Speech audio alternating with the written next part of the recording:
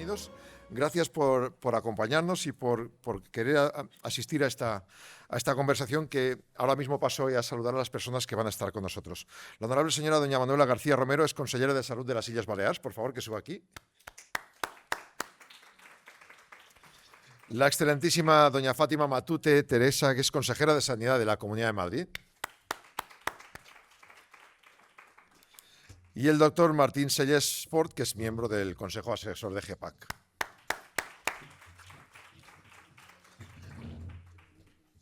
No ha podido llegar el consejero de Sanidad de Castilla-La Mancha. Esa es una de las noticias que igual no es tan positiva. La parte positiva es que como vamos a tener el mismo tiempo para la misma charla, yo creo que igual tendremos un poco más de tiempo para alguna pregunta más de ustedes, con lo cual creo que por una parte o por la otra saldremos ganando. Así que yo no voy a perder mucho tiempo porque ellos son los que van a hablar. Tenemos 45 minutos para las preguntas a los integrantes de la mesa. Y después ellas van a ir respondiendo, 3-4 minutos en cada una de las preguntas. Tendremos luego, espero, tiempo para recoger un poquito, 4 datos más, una conclusión final y la participación de ustedes, que es la que nos interesa. Como habrán visto, esta jornada precongreso en este debate de hoy, de este momento, es visión de las comunidades autónomas frente al cáncer, que es un desafío que trasciende fronteras. Lo hemos escuchado muchas veces, lo hemos comentado en varios otros congresos. Yo, por ejemplo, a nivel de comunicación lo hemos tenido muy claro, que cada vez más noticias salen sobre investigaciones del cáncer. Si hacemos un repaso a la prensa de cualquier día, de los grandes diarios de tirada nacional, o ya no digo prensa especializada, pues noticieros de radios y televisiones, la mayoría de investigaciones que se conoce, pues última noticia es cáncer y Alzheimer, el porcentaje más alto, con lo cual la ventaja es que se está estudiando mucho y que se está invirtiendo, y lo que queremos es saber cómo va cristalizando esto en las comunidades autónomas. Así que agradecemos profundamente la presencia de las tres aquí, de los tres, y vamos a empezar, si acaso, con las prioridades más urgentes. ¿Cuáles son las prioridades más urgentes en la atención contra el cáncer, ya desde la perspectiva de cada una de las comunidades autónomas? Que empiece, en ese caso, doña Manuela García Romero.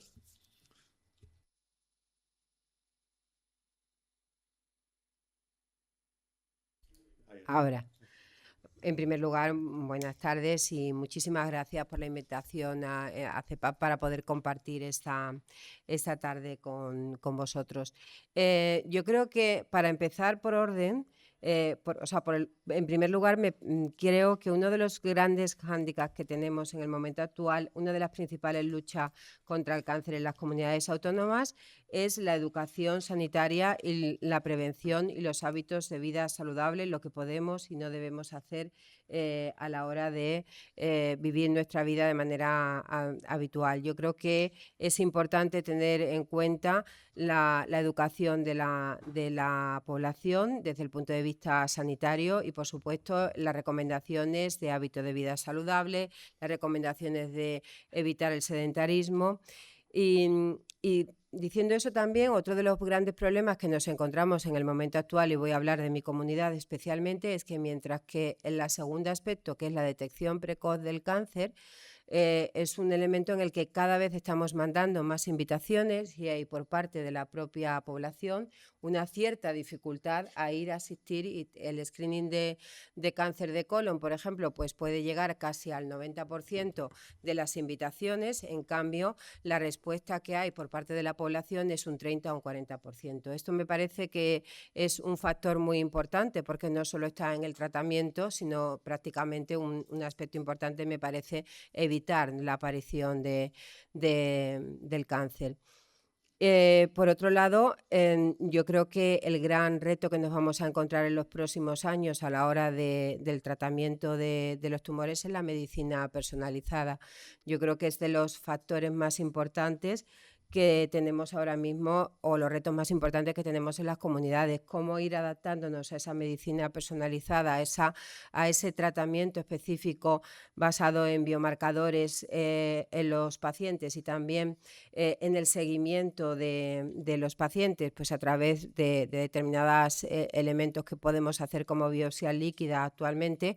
Son elementos que nos hacen ponernos muy, desde el punto de vista de administración, tener que estar trabajando de una manera muy intensa y cambiando mucho la manera de pensar y la manera de cómo enfrentarnos a esta situación. El tercer aspecto, reto, que creo que vamos a tener que yo creo que ese es común con todas las comunidades autónomas, es el cómo ir incorporando toda la innovación y todos los nuevos fármacos para que se tenga un acceso rápido, un acceso de una manera pronta, pero también, por otro lado, que sea sostenible el sistema de salud. Con lo cual, este es uno de los grandes retos que también nos tenemos que enfrentar en un futuro. Y por último, un reto que creo que vamos a tener que afrontar desde también todas las comunidades autónomas es el déficit de profesionales, pero de este tema creo que es mucho más marcado en la comunidad autónoma en la que por las características propias que tiene al ser un archipiélago, ¿no? Entonces, si quieres, lo dejamos ahí. Pues tomamos nota. Son algunas de las cuestiones, de los grandes retos que se plantean en Baleares. ¿Y en la Comunidad de Madrid, doña Fátima Matute? Bueno, pues nosotros tenemos claro que una línea estratégica es el seguir o ser referentes en investigación y tratamiento oncológico. Comparto con Manuela, a la que saludo y es un placer que esté aquí, porque además todas las comunidades juntas podemos hacer que haya una equidad real y un avance real en toda España, ¿no? Que es a lo que creo que tenemos que llegar. Lo primero es hablar más de salud que de enfermedades, prevenir. En la prevención estamos todos trabajando desde la educación en los colegios, en hábitos saludables y luego también en vacunación, por ejemplo en el HPV, ¿no? Que está salvando a niños y niñas de cánceres de cervix o de otro tipo, porque también los virus producen enfermedad. Obviamente todos aquellos estudios genéticos que previenen cuando tienes una enfermedad, ver si tus familiares están en riesgo y también actuar preventivamente. Eso es otra línea que tenemos en Madrid. El diagnóstico precoz es fundamental para detectarlo antes con todos los programas de cribado que tenemos y nos subiremos al carro de todo aquello que veamos que es coste beneficioso. Lo último, el programa Cassandra para no solo el cáncer de pulmón, sino todas las enfermedades relacionadas con el tabaco y, como ha dicho Manuela, la mama, el colon, el cervix y trabajando en la adherencia, ¿no? Como decía ella, en que todo el mundo no haga el avestruz y un diagnóstico precoz salva vidas, ¿no? En ese sentido os agradezco este tipo de encuentros porque hacen un llamamiento a la acción y un llamamiento a la concienciación y esto también salva vidas aparte de mejorarlas. Obviamente, aparte de la prevención, el tratamiento precoz, necesitamos ese diagnóstico precoz y preciso y para eso estamos invirtiendo en tecnología. Lo primero, la tecnología son los profesionales, que tenemos un gran problema de recursos, pero también en innovaciones tecnológicas con equipos de última generación, con los planes que hemos tenido de renovación del INVEAT, el AMATI, el MINAP, que estamos en ellos.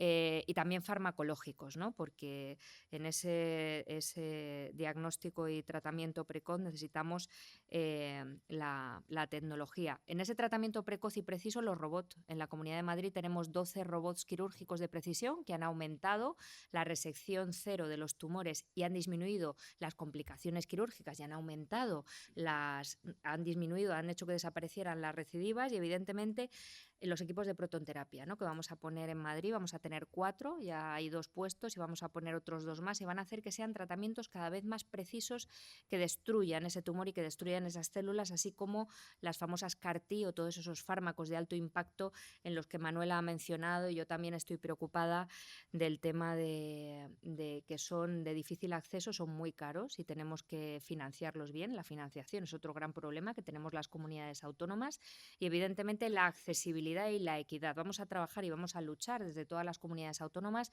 para que los trámites burocráticos y administrativos, una vez que están aprobados en Europa, hagan posible que los fármacos lleguen a nuestros pacientes lo antes posible y no pase como con el triple metastático de mama o otros fármacos prioritarios que no nos llegan cuando tienen que llegar. Son 128 días lo que dice Europa que tenemos que tardar. En España hemos llegado a tardar 600, 900, 1200 días o a no tenerlos y en eso os puedo asegurar que vamos a estar a vuestro lado y vamos a estar ahí poniendo todo lo que hay en nuestra mano administrativamente y para desburocratizar todo para que pues lleguen antes y que estén accesibles como no puede ser de otra forma. Obviamente una parte importante, porque hemos hablado de prevención, diagnóstico precoz, tratamiento preciso, ¿no? Medicina de precisión, pero el acompañamiento. Nosotros creemos que hay que hacer un tratamiento global, no solo de la enfermedad física, sino de lo emocional, del área emocional y del área psicológica de los pacientes y también de las familias, ¿no? Y en ese sentido también estamos trabajando, facilitando la vida con la enfermera gestora de casos, por ejemplo, y también dándole esa parte de acompañamiento dependiendo de la enfermedad que sea, con personas que específicamente te dicen cómo va a cambiar tu vida cuando te están tratando y qué va a ocurrir después, pero cómo puedes hacer para que sea lo más normal posible y para que ganes vida esos años que tienes durante el tratamiento y después, ¿no? Eso también para mí es muy importante.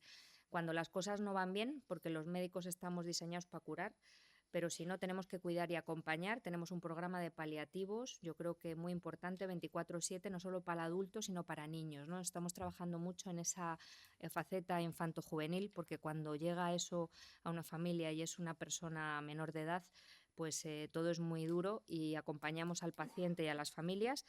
Y obviamente con la investigación, porque la investigación es la base de todos, con lo cual también potenciamos la investigación en la Comunidad de Madrid. Eso es un poco un repaso que puedo hacer desde nuestra comunidad de lo que estamos trabajando, y son hechos factibles y tangibles y en los que vamos a seguir haciendo, y gracias a hablar con vosotros, que nos decís también qué cosas tenemos que hacer, ¿no? Porque la actitud paternalista es lo peor que podemos tener, y tenemos que hablar con vosotros para que nos digáis cómo queremos que nos tratéis.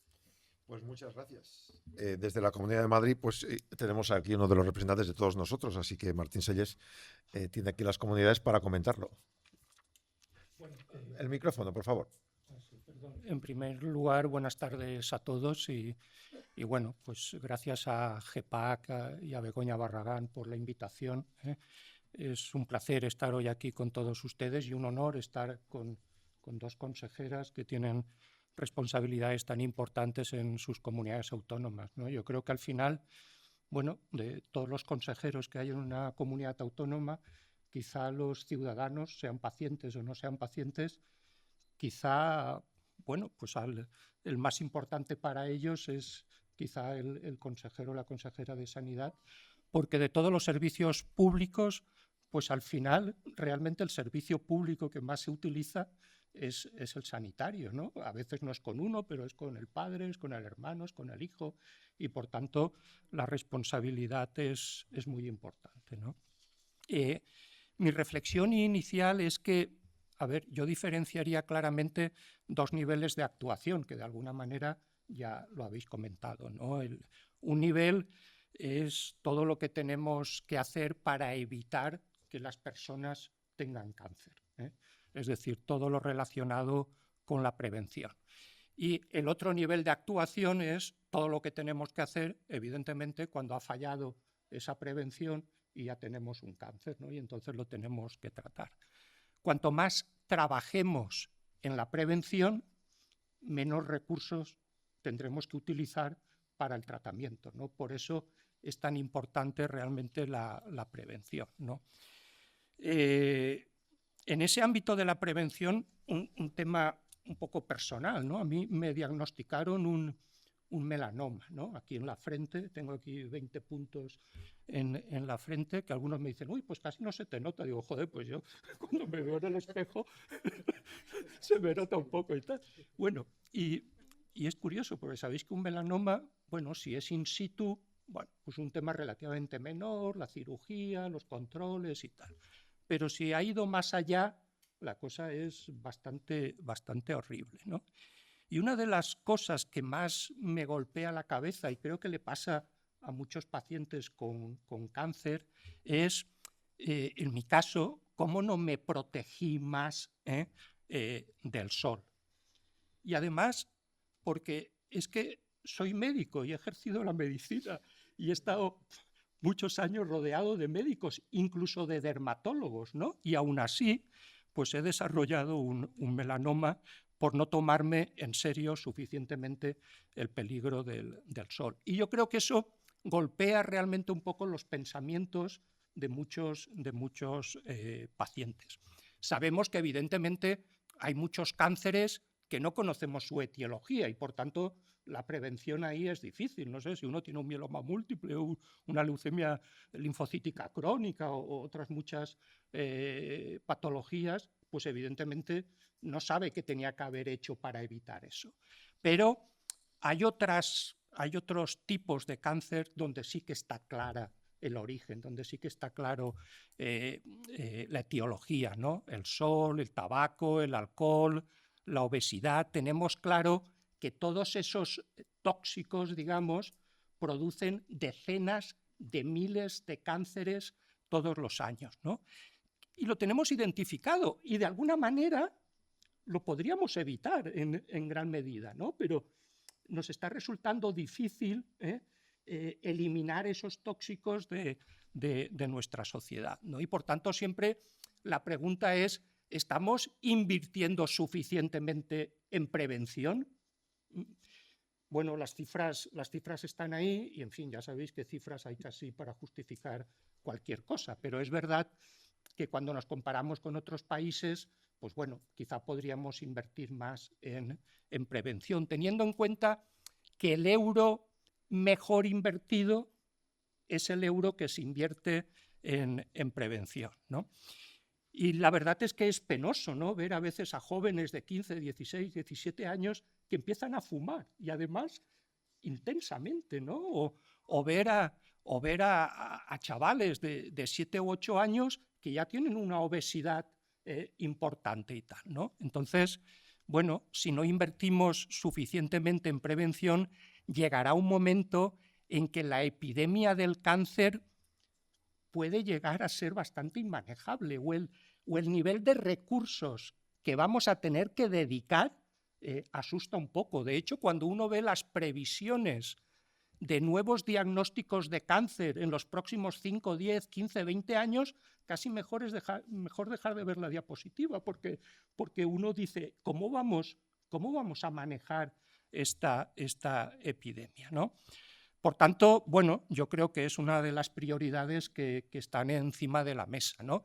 De hecho, pues bueno, evidentemente los que ya tenemos cáncer o los que ya tienen cáncer, pues hemos llegado tarde a eso, pero lo que queremos es que nuestros hijos, que nuestros nietos, que nuestros hermanos, pues no caigan de alguna manera en lo que nosotros hemos caído, ¿no? Y ahí es donde lo que comentabais, ¿no? La formación y sobre todo en el ámbito de nuestros jóvenes, de nuestros adolescentes.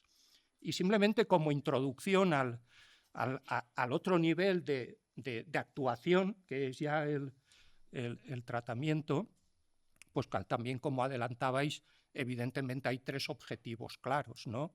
Diagnóstico precoz, cuanto más precoz, mejor. Diagnóstico preciso, cuanto más preciso, mejor. Y tratamiento personalizado, cuanto más personalizado, mejor. Y esas son lo que algunos llaman las 3 Ps, ¿no? La P de precoz, la P de preciso y la P de personalizado. Realmente, si conseguimos ese diagnóstico precoz, preciso y ese tratamiento personalizado, las probabilidades de éxito aumentan exponencialmente, ¿no? Entonces, bueno, si acaso lo dejo aquí. Nos quedamos con las 4 Ps. Sí. La primera, la prevención, y luego las otras 3. Sí, cada euro invertido en prevención es mucho menos euros gastados y menos sufrimiento en las otras Ps. Bien, ya vamos a profundizar un poco más y ya en la idiosincrasia de cada una de las zonas en las que ellas son consejeras. En Baleares, por ejemplo, ¿cuáles son los mayores retos que se enfrenta una comunidad insular para, pues, garantizar lo que decíais antes, ¿no? Esa continuidad asistencial oncológica, en este caso en islas? Bueno, la verdad es que para comenzar lo que tenemos que asegurar es la accesibilidad desde cualquiera de las islas y también la equidad, ¿no? Como bien dices, nosotros somos un archipiélago, con lo cual tenemos unas características propias, y es que tenemos en ocasiones doble insularidad, pero tenemos en Formentera una triple insularidad. En esta línea, lo primero que necesitamos son profesionales, y cuento lo que nos encontramos. Cuando llegamos al Govern Balear, los pacientes oncológicos de Ibiza y Formentera, había de un servicio de 5 oncólogos, había un oncólogo. Entonces, los pacientes, cuando se visitaban a través de oncólogos que se dirigían desde Mallorca a Ibiza, y claro, pasaban la consulta y se iban. El principal problema que comentaban los pacientes no es que estuvieran mal atendidos, porque tratados estaban, pero la sensación de los pacientes que nos hacían llegar, y nos reunimos con todas las asociaciones de pacientes, era es que yo quiero tener mi oncólogo. La parte humana que ha dicho la consejera, es decir, tú eres una persona, tienes un proceso que normalmente va a ser un proceso largo, va a ser un proceso evolutivo importante y necesitas a alguien a quien comentar cómo te sientes. Y eso necesita que de alguna manera sea la misma persona, sea tu oncólogo, sea una persona de confianza.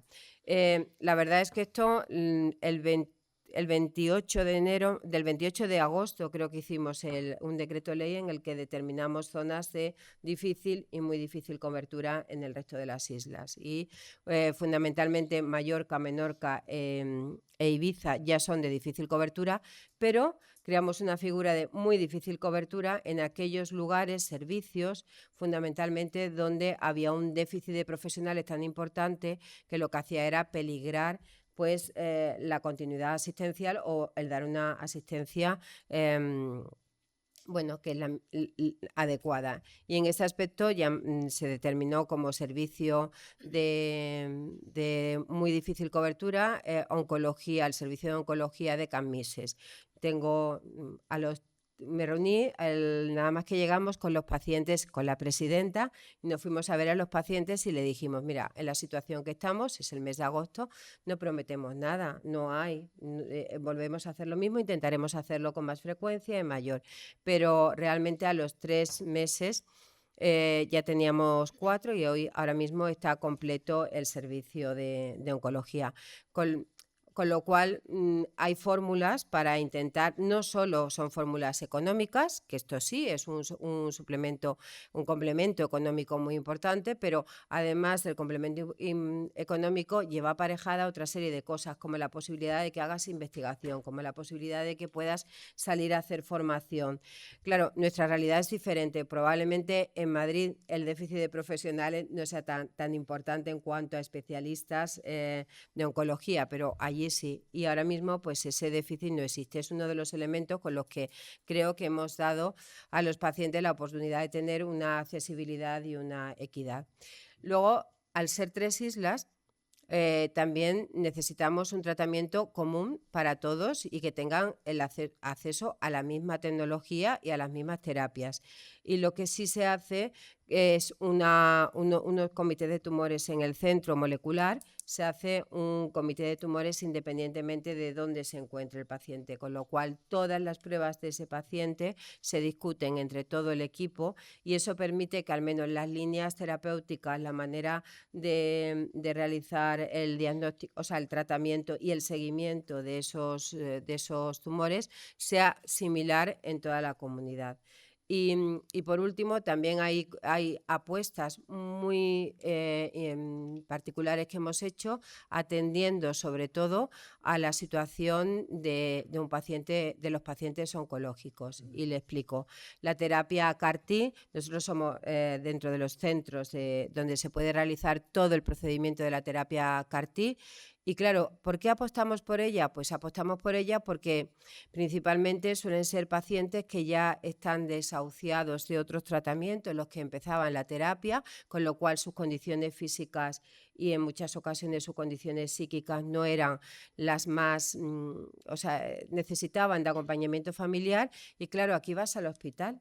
Pero es que en Baleares te tenías que desplazar a Barcelona o tenías que salir de tu casa con tu madre, con tu padre, gente normalmente joven y que realmente te ibas a un lugar para estar, a un hospital en el que no sabías muy bien cómo iba a estar. Entonces apostamos, hicimos una apuesta y ahora la terapia CAR-T se puede llevar en el hospital de Son Espases durante todo el procedimiento, tanto la extracción como el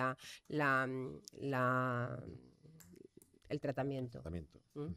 Bien, estamos en la Comunidad de Madrid, doña Fátima, estamos en el centro, tenemos pues comunidades por encima, por abajo, por los lados. ¿Cómo se hace para compartir recursos y también el expertise que se puede generar aquí con otras comunidades? Bueno, esto es una ingeniería económica importante que tenemos que hacer porque la Comunidad de Madrid, como sabéis, somos una comunidad mestiza, que acoge, somos solidaria y desde luego demostramos la profesionalidad y la calidad precisamente en que tenemos 35 hospitales que trabajan en red, la red oncológica, porque precisamente no operan los hospitales, sino los profesionales y los enfermos son el centro, y a la vez damos servicio a toda España. Damos servicio a toda España de tal forma que tenemos casi 100 centros, servicios y unidades de referencia en la que se benefician todos nuestros pacientes y pacientes de fuera. 160.000 el año pasado, el 40% de los oncológicos venían de fuera. Trabajamos también con las terapias avanzadas en los CAR-T, de las 27 unidades que hay autorizadas en España. 7 las tenemos en la Comunidad de Madrid y además para 4 líneas de tratamiento. Trabajamos en economía de escala, optimizando nuestras salas blancas para poder dar el tratamiento a más pacientes, porque esas terapias son muy caras. Y el año pasado hicimos 430 terapias CAR-T y una de cada 4 eran de fuera, era de otra comunidad autónoma. Nosotros encantados de hacer eso, pero tenemos un problema con el Gobierno de España que nos infrafinancia, porque el Fondo de Compensación entre Autonomías está anclado en una ley del 2013 que no está desarrollada, de tal forma que como entonces esas terapias no existían, no nos las pagan. Entonces tenemos que asumir la comunidad con nuestro músculo todo eso y con todo el amor del mundo, porque creemos que el mayor tesoro es la salud y que nuestro Sistema Nacional de Salud es lo más valioso, y desde luego la Comunidad de Madrid trabaja en ello. Pero claro, eso lo detraemos de los presupuestos que tenemos en la Comunidad de Madrid, que pese a que dicen que son malos, son los mayores de la historia. Son en concreto 10.460 millones de euros que van a haber en el 2025. El 40% del presupuesto de la Comunidad de Madrid es para sanidad y desde luego vamos a seguir luchando para ello, pero tened en cuenta que el presupuesto es finito. Trabajamos también unificando centros de investigación y todos nuestros cerebros en línea para conseguir los mayores resultados cuanto antes. Estamos potenciando las 13 fundaciones de investigación y los 8 institutos que tenemos para que trabajes en línea, y va a haber uno específico de cáncer en el área del 12 de octubre y además centros integrales para el tratamiento del cáncer específicos que hacen que todo se haga mejor y más rápido. Nos van a acreditar 6 por la Unión Europea. De los que va a haber en España, es el 75% van a estar en la Comunidad de Madrid, aunque solo nos querían acreditar La Paz. Hemos conseguido que nos acrediten 6 y desde luego con un centro específico que va a haber para pediatría en la nueva Ciudad de la Salud. Es decir, nosotros trabajamos para hacer economía de escala. Como dices, es fundamental hacer un tratamiento y una medicina de precisión, pero eso tiene que tener una financiación, y yo creo y le pido al Gobierno y le pido al Estado que haga el ejercicio de hacer unos presupuestos, que se siente a ver en dónde tiene que gastar el dinero y que destinen más Producto Interior Bruto a la salud finalista, porque hasta ahora en el Gobierno se está destinando menos de un 7% del Producto Interior Bruto, cuando en el resto de Europa se invierte hasta un 13% y en otros países hay copago, ¿no? Aquí el dinero que se usa para sanidad es de los impuestos de los madrileños, de los españoles. Os puedo asegurar que cada euro va a donde tiene que ir, pero si tuviésemos una mejor financiación y mejores cabezas en el Ministerio, podríamos usarlo precisamente para llevar esa salud y esa equidad a todos los territorios españoles a partir de las experiencias de éxito que podemos tener nosotros en la Comunidad de Madrid o pueden tener otras comunidades, porque nos complementamos y unas cosas las hacemos muy bien, otras cosas las hacen bien en otros sitios, y lo que tenemos que ir es a la equidad. Pero para la equidad necesitamos un Plan Nacional de Recursos Humanos y desde luego una financiación adecuada, porque lo más valioso, me ha gustado lo que has dicho, que es la salud y la sanidad, pero la gente que no está enferma no lo valora.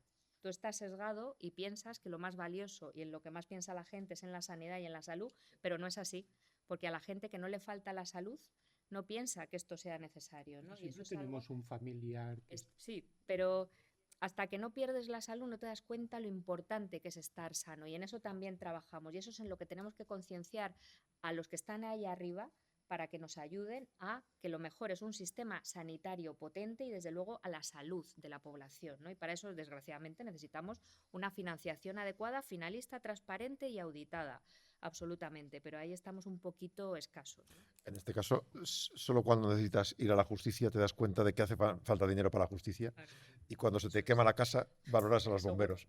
Y entonces, efectivamente, todos los que estamos aquí valoramos la salud porque la utilizamos, pero es verdad que mis hijos igual pues, tendrían esta concepción. Bueno, ¿para qué invertís tanto dinero? Pero estamos hablando de inversión en tecnología, inversión en personal, para salir en lo que decía usted antes, señor Sellés, ¿no? Para salir adelante.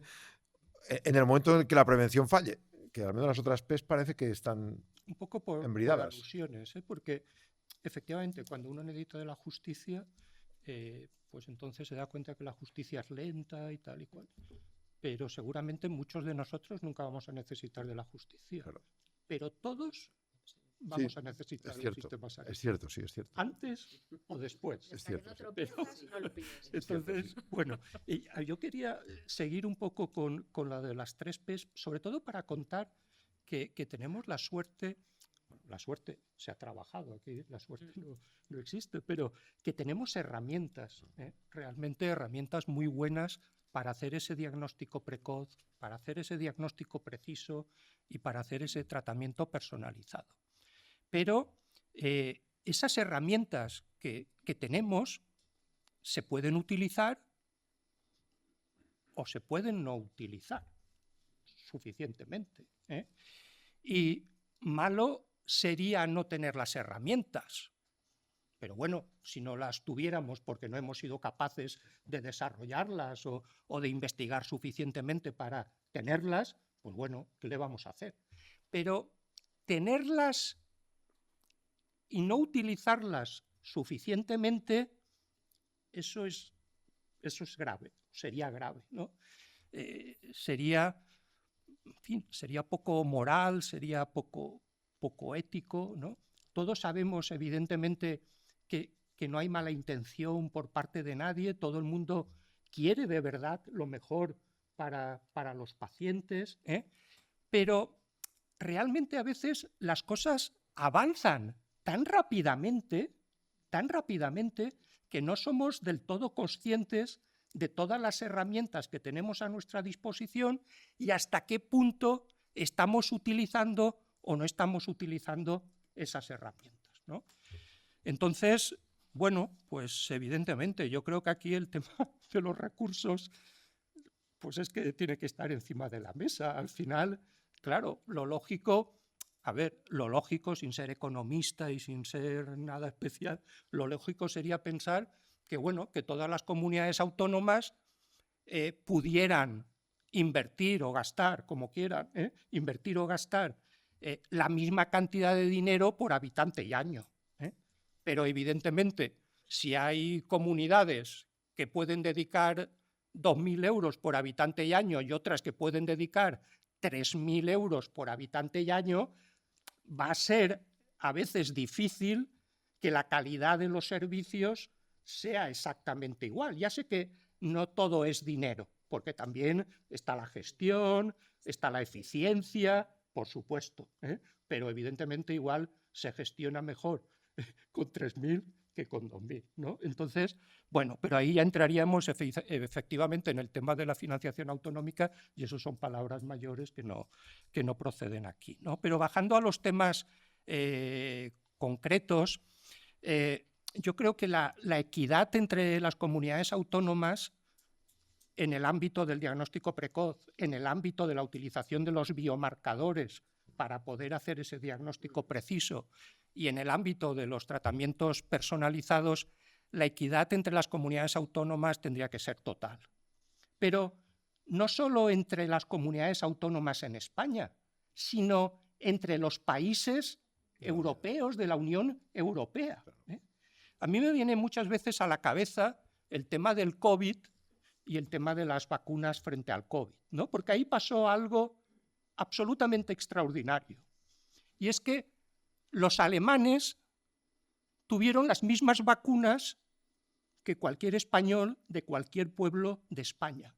Y además las tuvieron en el mismo momento, en la misma semana o en las mismas 2 semanas.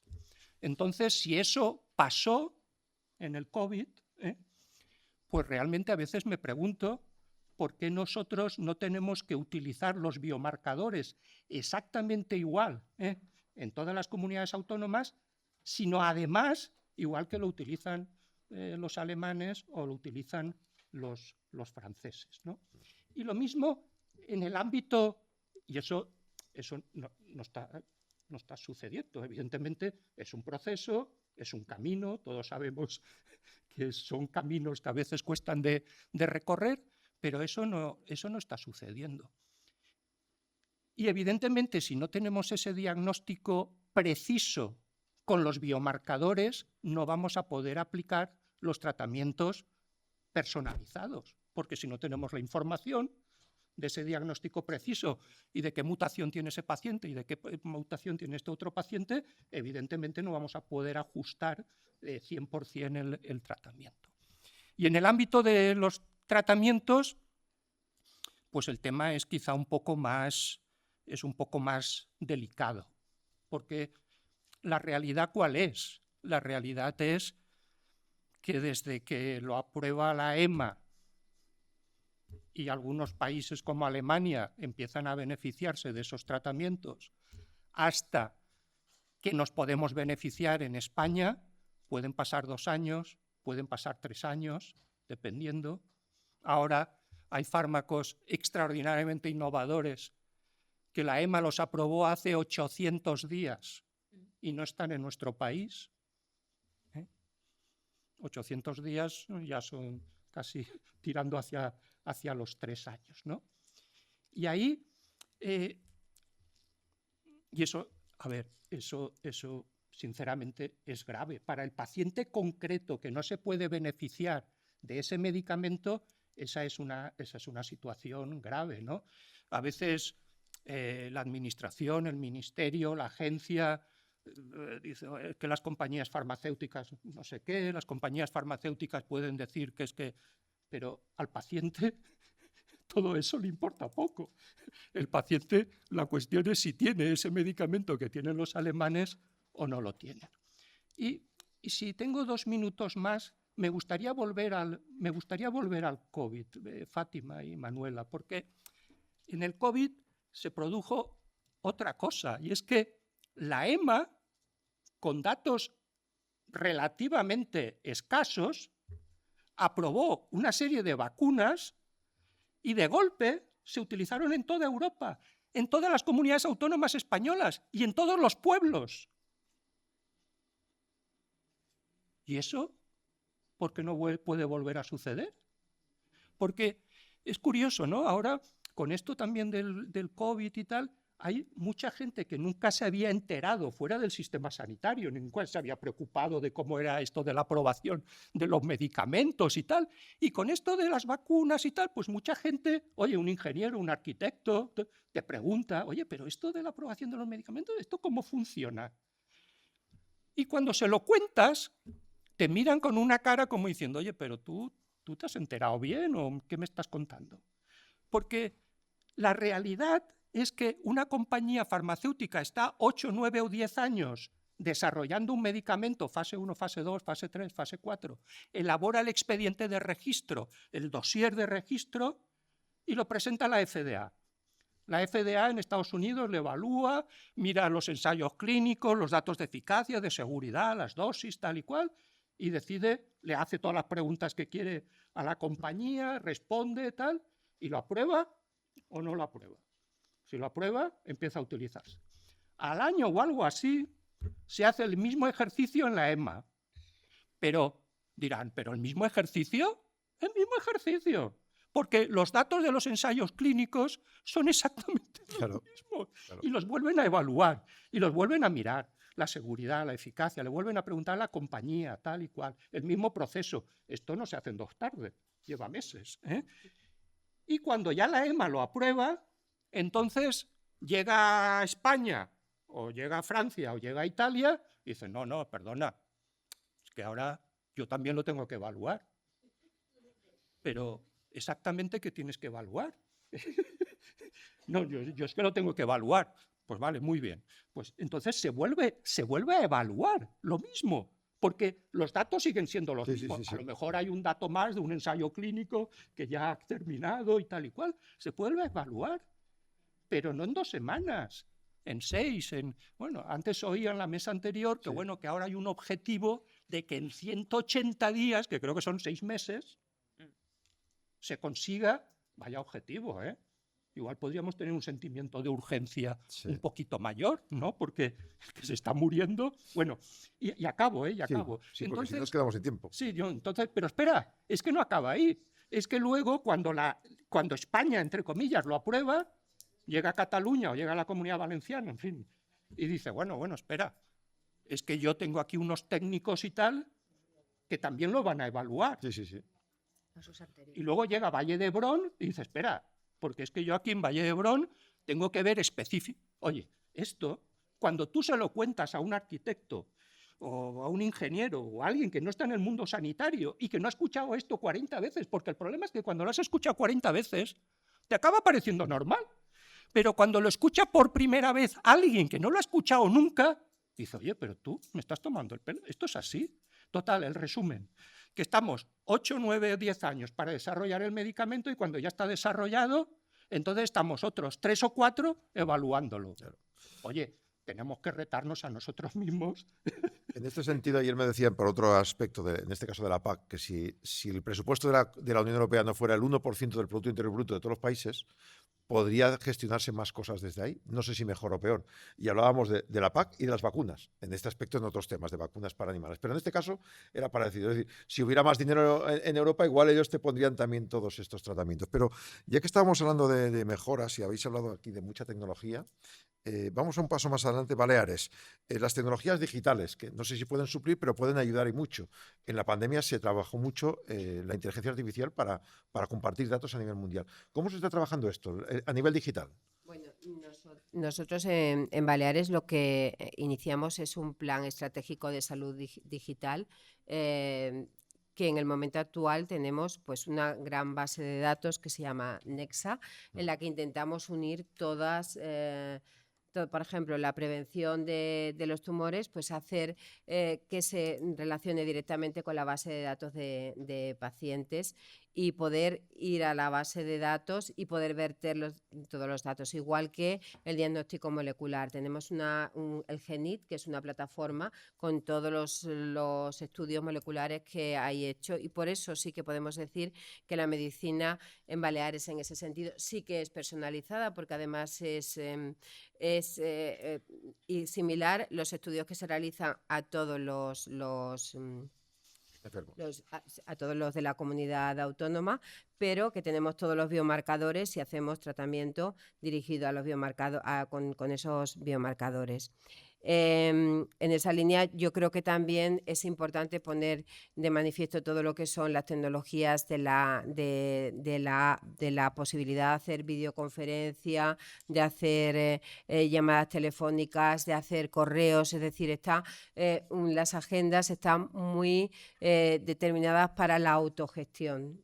Y eso facilita en una población como Baleares, que es muy dispersa, pues que tú puedas tener un contacto directo con el profesional que te está atendiendo, que nos parece fundamental, porque no solo a veces es tan tonto, como que tienes un síntoma que te ha aparecido después de un tratamiento, pero que si pides cita por la vía normal, pues no. Entonces hay unas agendas, además por correo electrónico, por WhatsApp, hay números y móviles que se pueden dar de los profesionales.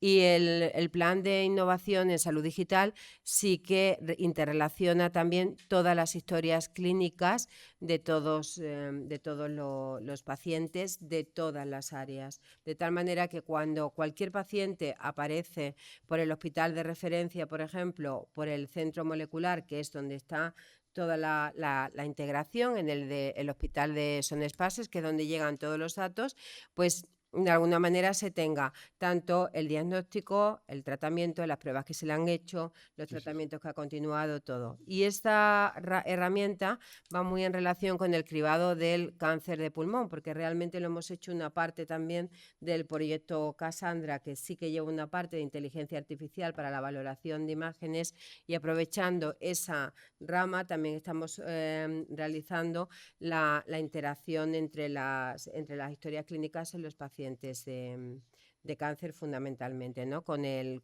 GENIP, con nuestra base de datos. Pero sobre todo creo que el elemento fundamental es la capacidad de interrelación de los pacientes con su...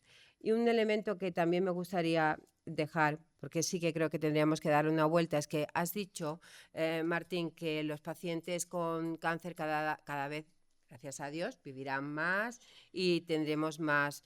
Pero la realidad también es que en muchas ocasiones el sistema, los propios oncólogos están como sobrepasados en cuanto a número de visitas, cuando realmente también tendríamos que hacer un pensamiento de saber que se cura. Y que en un momento determinado nosotros podríamos volver a pasar a nuestro médico de familia. Y esa buena gestión del sistema, porque al final sería una buena gestión del sistema si tú tienes vamos a poner, yo por ejemplo tengo un familiar íntimo con un cáncer de tiroides, entonces si tienes un carcinoma papilar de tiroides, te hace las tiroglobulinas y lleva los 10 años de revisión, pues la tiroglobulina y la exploración te la pueden hacer perfectamente tu médico de cabecera. Lo que sí que hay que hacer de cualquier manera es asegurar que si en algún momento hay algún elemento alarmante, se tenga un acceso directo al oncólogo para que el paciente se sienta nuevamente aceptado. Por lo tanto, yo creo que esos elementos también se pueden explorar, porque si hacemos el sistema más sostenible a todos los niveles, también podremos utilizar más todos los medios. Hablábamos de sostenibilidad y hablabais aquí en Madrid hay de centros nuevos, de mucha investigación, de mucha inversión. Estamos hablando también de digitalización. ¿Cómo se fomenta esta innovación para que llegue a la participación de nuestros pacientes?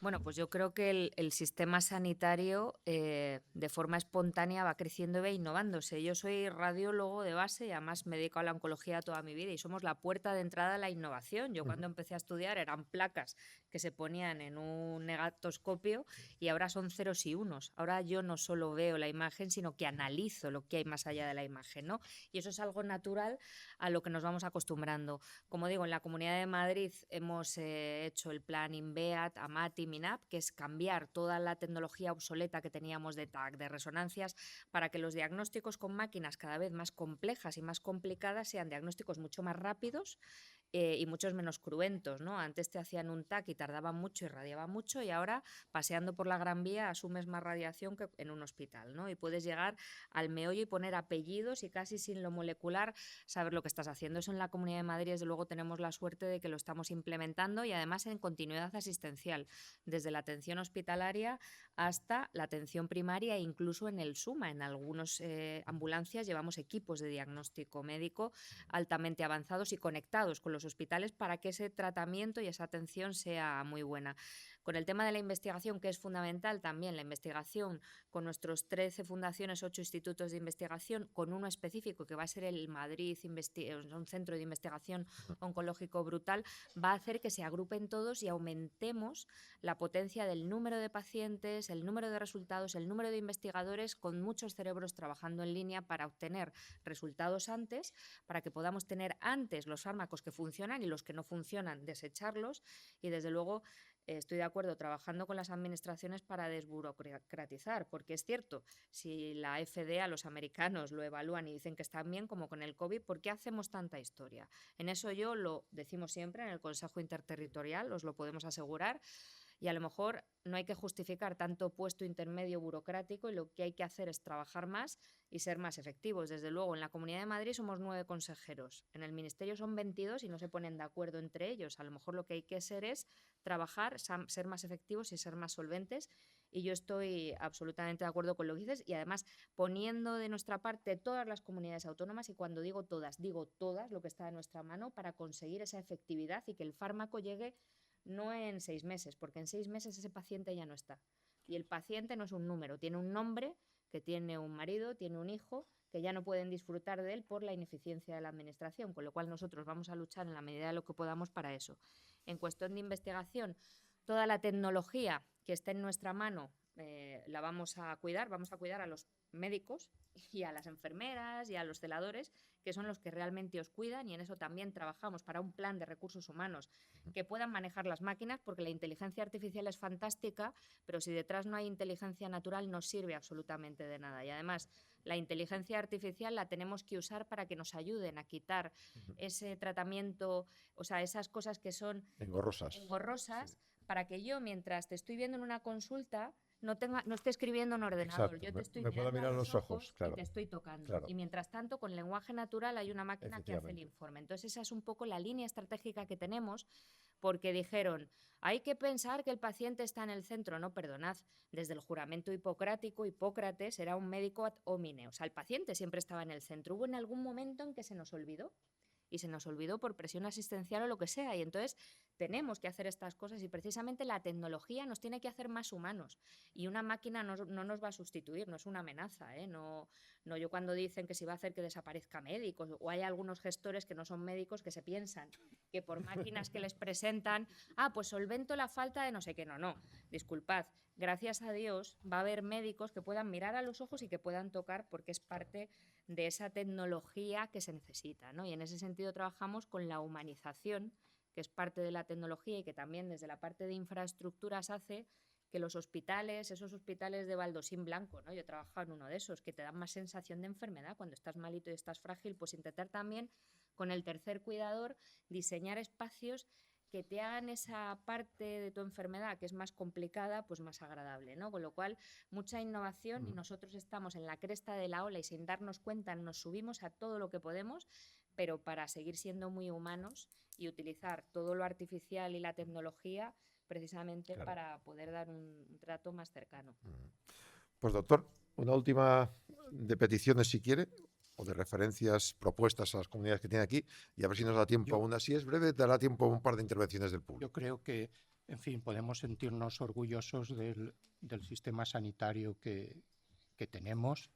En fin, quizá eso de que es el mejor del mundo y tal. Antes decía un ponente que si no medimos suficientemente las cosas, ¿cómo podemos saber si es el mejor o no y si estamos mejorando? Tenemos que medir un poquito más los resultados en salud, ¿eh? Pero bueno, podemos sentirnos orgullosos de ese sistema sanitario, tenemos unos gestores muy profesionales, tenemos profesionales sanitarios comprometidos, capacitados, motivados, tenemos grandes hospitales públicos y privados, tenemos una investigación clínica que somos casi líderes a nivel mundial, pero evidentemente tenemos que detectar las cosas que son mejorables, y mejorarlas, salirnos un poco de nuestra zona de confort y retarnos aquello que entendemos que es muy mejorable, ¿no? Y el tema de los tiempos de acceso a los biomarcadores y sobre todo de acceso a los fármacos innovadores es muy mejorable. En fin, la Comisión Europea le pidió al señor Draghi, porque claro, Europa va de capa caída, pierde competitividad, pierde productividad, Estados Unidos nos da, China nos da, y entonces le pide un informe para ver cómo se puede solucionar eso. Y entre otras cosas dice que hay que evitar las duplicidades y señala cosas en las que efectivamente es que se hacen en Europa, se vuelven a hacer en los países y luego en los países que están regionalizados se vuelve a hacer muchas veces en las regiones. Entonces, eso se llama duplicidades. Y hay que evitar esas duplicidades porque además nos genera menos competitividad y menos productividad. Y un único dato que leí el otro día y que me llamó la atención y que lo tuve que revisar en un par de sitios. Siempre hablamos de sostenibilidad del sistema, lógicamente, porque los recursos son limitados. Sí. Entonces, vi lo que gastaba España en medicamentos en el año 2004, hace 20 años, y gastaba el 1,57% del Producto Interior Bruto en medicamentos. En España hay 25 millones de españoles que toman al menos un medicamento cada día. 25 millones, un medicamento al menos. Bien, pues 20 años después, en 2024, dedicamos un 1,55% del PIB a medicamentos. 2 centésimas menos. Evidentemente, el PIB ha crecido y la inversión en medicamentos ha crecido, pero porcentualmente es el mismo 1,55% de hace 20 años, con toda la medicina personalizada, Sí, sí. con todos los tratamientos de precisión y personalizado. Es un dato que llama la atención y ya os digo que lo revisé varias veces porque me llamaba la atención, ¿no? Por tanto, bueno, yo creo que en el tema de la sostenibilidad, también a través de una buena gestión y de un uso eficiente de los recursos, pues estamos consiguiendo que el sistema sea sostenible. Desde luego. Tenemos espacio, si queréis, para un par de preguntas. Las primeras... ¿Con micro o sin micro? ¿Hay micro? Sí, pues venga. Ella y él, venga. Primero usted y después usted. Intentaremos ser breves en la pregunta y en la respuesta, así a ver si caben 3, 4. Adelante. Hola, buenas tardes. Bueno, me presento. Soy Pilar Ruiz de la Asociación contra el Cáncer Gástrico. Y bueno, hace nada, muy poquito, nos reunimos en la Consejería de Humanización con Celia García, presentándole un estudio de las necesidades de los pacientes. Y claro, ahora escucho cosas que es que, lo siento, pero me hierven por dentro. Cuando oigo que hablan del screening de cáncer de colon y se nombra que solo un 30% se han sometido a él. En Baleares. Y que en Baleares. Y bueno, y que en Madrid tenemos muchas herramientas. ¿Qué herramientas hay para un screening de cáncer gástrico? Gástrico. Es que, como somos los olvidados, me refiero, la señora Celia García se comprometió en realizar un protocolo unitario para la Comunidad de Madrid. Te comento. Yo me dedicaba estaba en esófaga gástrica, Sí, en esos sí. tumores. Entonces, se hace cribado poblacional, tamizaje, que dicen mis colegas iberoamericanos, en aquellos tumores que cuando los diagnosticas por antecedentes genéticos, además tienes que tener unos criterios de inclusión y exclusión, no puedes hacerle a toda la población todos los días, pues vas a cambiar el curso de la enfermedad. Porque hay tumores que, por ejemplo, la próstata en los hombres cuando son muy mayores, si los diagnosticas o no, su curso de la enfermedad no va a cambiar. Entonces hay ciertos tumores y Aquí tipos estos. podemos Entonces, salvar vidas. sí, Ya pero no el cambiar. cáncer gástrico no hay un criterio de screening poblacional que haya demostrado, excepto si tú tienes una mutación genética, el BCR tal, que entonces es lo que digo, ahí sí, porque te hacen un estudio genético, se detecta un caso y a todos los familiares se les ha de hacer el estudio genético para esa detección, si tienen ese gen alterado, y entonces si tienes el gen alterado, pues hay que hacer gastroscopias o análisis X y eso es lo que se planifica, pero no se hace un cribado poblacional como se hace en el de mama, en el de colon. Un estudio o en el de- genético, perdone, que no se realizan a todas las personas que sufren un cáncer gástrico. Porque no todos los cánceres gástricos, tú cuando tienes un cáncer gástrico, no todos tienen el mismo apellido, ¿vale? Lo No sé. todos los cánceres gástricos hay adenocarcinomas, hay carcinomas en anillo o sea, hay distintos. Entonces, hay uno específico que se ve si hay una mutación genética que ha hecho que ese cáncer surgiera por esa alteración, porque hay otros tumores que surgen por otros motivos. Entonces, no en todos los pacientes que tienen cáncer gástrico hay que hacer estudio genético a la gente, ni en todos los cánceres de mama hay que hacer estudio genético a los familiares. En las que son BCR positivos sí.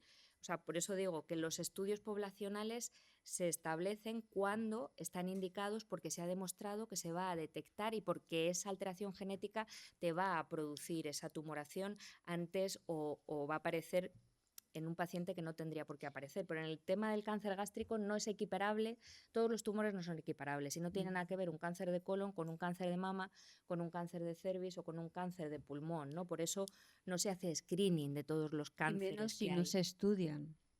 ¿Cómo que no se estudian?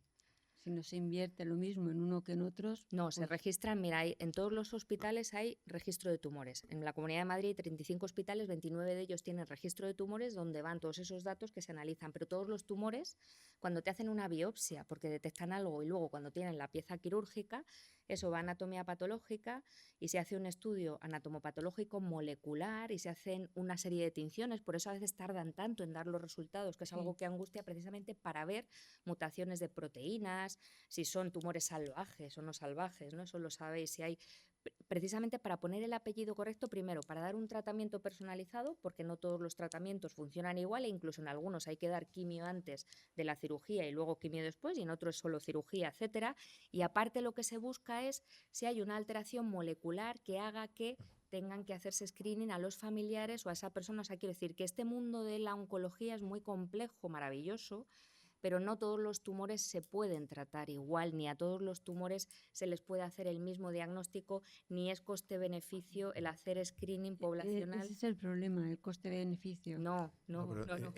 Usted está preguntando si está protocolizado y ella le está explicando que está protocolizado, ¿no? ¿O no? Claro, está protocolizado aquel tiene que una alteración genética y que hay incluso asociación de tumor gástrico con mama colon porque tienes, pero en lo que no hay una alteración genética, pero no hay un screening poblacional de cáncer gástrico, eso no existe. Lo sé. Lo que sí que ocurre es que si tienes una alteración genética en ese tumor que se estudia a los familiares, eso sí que se hace, pero no se hace un screening poblacional porque no está indicado. Vamos al siguiente, venga, que si no nos vamos a quedar sin tiempo. Intentemos, ya sé que todo el mundo quiere hablar de su caso, pero seamos breves todos, venga.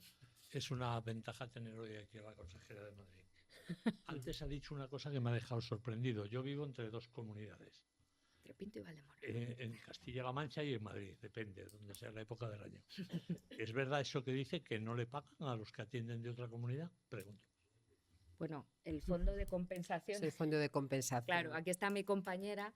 Entonces tenemos un problema en el que estamos trabajando porque de verdad la financiación para nosotros es algo fundamental. Entonces, el fondo de compensación entre autonomías tiene unas reglas que están establecidas en normativas, en este caso del 2013, que encima no está desarrollada y que tienen que actualizar. En eso estamos luchando en el Consejo Interterritorial para que nos hagan caso. Y encima la población la tienen anclada en el 2009, imagínese. Claro. Infrafinanciación en cuestión, en Madrid ya somos 7 millones de personas y además del año pasado a este hemos crecido 125.000 tarjetas sanitarias, pero además nosotros tratamos 160.000 personas el año pasado de otras comunidades. ¿Pero recibe compensación por ello? Pregunto. Ahora no. Se reciben de ciertas cosas, pero de otras no. De lo justo, de los fármacos de alto impacto y de las hospitalizaciones entre comunidades solo te pagan el primer episodio y el resto no está compensado. Correcto. Entonces, otra que va a consecuencia. La tarjeta sanitaria que tenemos ahora es muy efectiva y se ven las pruebas perfectamente. Sí. Es lo único que nos vale para cuando estamos en otra comunidad, porque parece que somos 17 naciones. Claro. El médico que me atiende cuando estoy en Cuenca no puede ver mi historial porque soy de Madrid. Claro, estamos trabajando. No hay una interoperabilidad entre comunidades autónomas. Entonces eso es un reto en digitalización que tenemos de unificar el dato. Y ese es un reto a largo plazo. Primero tenemos que unificar el dato en cada comunidad autónoma y luego compartir el dato entre comunidades y el siguiente paso es la tarjeta europea. Eso es, como decía aquel, yo tuve un sueño, porque además yo es mi sueño de legislatura, tener el dato unificado, primero en nuestra comunidad y que si usted va a primaria o a hospitalaria tenga todos, que los datos viajen con usted. Eso es. Eso es, que usted viaje con sus datos en su tarjeta, en la nube o donde sea, porque eso, primero, puede irse a Estocolmo, a donde sea, y tiene usted todos sus datos y todo su historial, toda su medicación, su historial dosimétrico, sus pruebas. No podéis. Y entonces ahora no hay comunicación entre comunidades, pero estamos trabajando en ello. Lo que pasa es que es más difícil. Algunos dicen que si pusiéramos el ordenador de Hacienda iría todo más rápido, pero eso depende del ministerio. Y como ¿verdad? única crítica, tanto una última, sí, como positiva, yo he sido detectado de un cáncer de próstata, me la han quitado el día 6, pero le tengo que decir que la prueba del TAC me la hice la infanta Sofía y era el día 22 de habérmela hecho y no estaba informada. 22 días. Tuvimos que reclamarla. Pues ahí están mis colegas los radiólogos. También estamos, que somos un lince ibérico, porque faltamos los radiólogos, pero ¿qué estamos haciendo? Sí que nos estamos conectando entre nosotros para poder dar apoyo a aquellos servicios que tienen más déficit o más aumento de demanda de pruebas y que se puedan informar desde cualquier sitio para que esté cuanto antes. Como contraprestación me hice la gamografía en la Cruz Roja de 4 caminos, 24 horas. Claro. Lo ideal sería que estuviera en 24 48 horas y en eso estamos trabajando. La siguiente está ahí justo al final de este bloque. Como anécdota, no me hace falta micro, cuando la pandemia no nos querían vacunar a los de Madrid. Porque éramos de Madrid. Porque éramos bomba vírica, dijo alguno. En aquel momento, alguien lo dijo. ¿Verdad? Sí. Afortunadamente, la médico del pueblo Se apiadó. Me dijo, no me reclames a ti que te contesto yo y no te puedo vacunar. Reclamar al presidente de la comunidad. A los jefes. A 24 horas estaban las vacunas.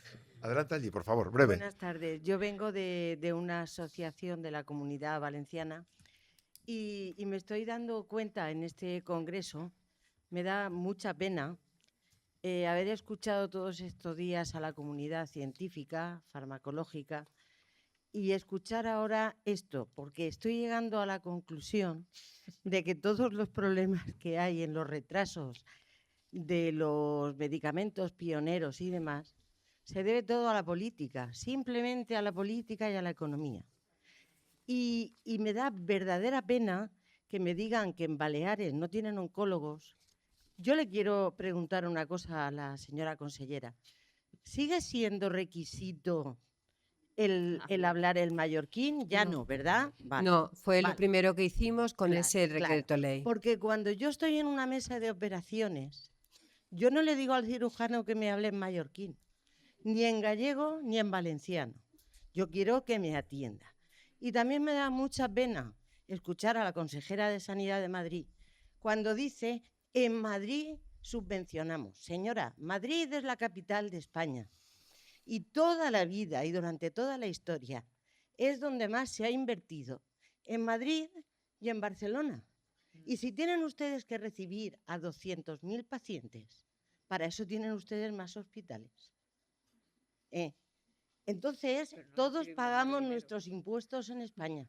¿Por qué Madrid se jacta después de que es la que menos cobra en impuestos? Y le pide al gobierno. ¿De qué gobiernos estamos hablando? Estamos hablando del gobierno central, estamos hablando de salud. Entonces, la salud tiene que ser para toda España por igual. ¿Y por qué? Que lo ha repetido el doctor Martín Selles o Selles, no sé cómo se pronuncia. Si ya viene un medicamento de Europa, pasa por el Consejo Nacional, que ya nos han dicho hoy que hay un consejero de cada comunidad. Después va a la comunidad y otra vez lo tienen que pasar. Y esto es muy caro, yo no lo puedo financiar. Bueno, no sé quién les lo habrá dicho, pero los consejeros no estamos en la toma de ¿Cómo que no? decisiones. Esa mañana No, lo hay han un dicho. representante, hay un representante, bueno, no, representante perdón, de un cada comunidad, representante, no un estamos los representante. consejeros. Pues el doctor Selles lo está diciendo. Una cosa que sea un segundo silencio. Burocracia. Una cosa es que sea un técnico de cada una de las Es lo comunidades mismo. y la otra Es cosa que sea un un consejero. técnico. Por el Consejo Europeo y demás. Tanta cosa, o sea, todos son comisiones, consejeros, ahora la economía, yo tengo que decir que gasto menos. En la Comunidad Valenciana también pasa. El médico de familia, si te puede recetar menos para que llegar a unos topes para cobrar. O sea, estamos hablando de salud y la política actual está echando a perder todo el sistema sanitario. Y tengo que decirlo, y en este congreso me estoy dando cuenta. Bueno, vamos Porque- a hacer, si acaso, Bueno, vamos a recoger esta sí. pregunta como Sí, final hombre. para clausura y cada una de ustedes pueda responder. ¿De acuerdo? Venga. ¿Cuál de las dos consejeras empieza y luego la otra? Venga, las dos, si queréis responder para cerrar. Sí, pero yo quiero responder primero para aclarar conceptos. Cuando lo aprueba el Ministerio, nosotros estamos poniendo todo lo que está de nuestra mano precisamente para evitar la burocracia. Y si el Ministerio lo aprueba, al día siguiente está en los pacientes de cada comunidad autónoma. No sé qué les habrán dicho, pero desde luego no hay ningún consejero que ponga ninguna cortapisa, ni aumente burocracia, ni politice absolutamente nada. Porque he repetido que todos los consejeros estamos de acuerdo. Entonces, un medicamento lo aprueba el Ministerio y lo van a tener en el minuto 1. O sea, que no tenemos que evaluar absolutamente nada porque ya ha habido una ponencia técnica previa. Pues hablamos con ellos, pero quiero decir, aquí estamos. Pero entonces a lo mejor tendremos que aclararle las cosas porque cuando el medicamento se aprueba por el Ministerio, las comunidades autónomas, que es en ese Consejo Interterritorial, lo aplicamos y no tenemos que hacer ningún tipo de trámite administrativo ni nada parecido. Bueno, por la mañana ha hablado uno, si han contado una cosa, ellas están ahí. Ya, pero Farmaindustria tiene intereses o sea, farmaindustria no está en los A ver, consejos, no quizá- está en esos consejos A de ver, decisión. Quizá A ver, un poquito de silencio, por favor. Si quieren escuchar la respuesta, porque si hablamos todos, no. Seamos breves, una respuesta breve y cada uno dirá lo que opine. Bueno, si me permite, yo hace muy poquito que estoy en política, como usted diría, porque hace un año y poco soy anestesista y he estado trabajando 3 días antes de empezar como consellera, hacía la última guardia, con lo cual le puedo decir un poco que me quedé asombrada, pues igual que usted, porque yo no conocía el sistema, pero el sistema no lo imponemos nosotros desde las comunidades autónomas.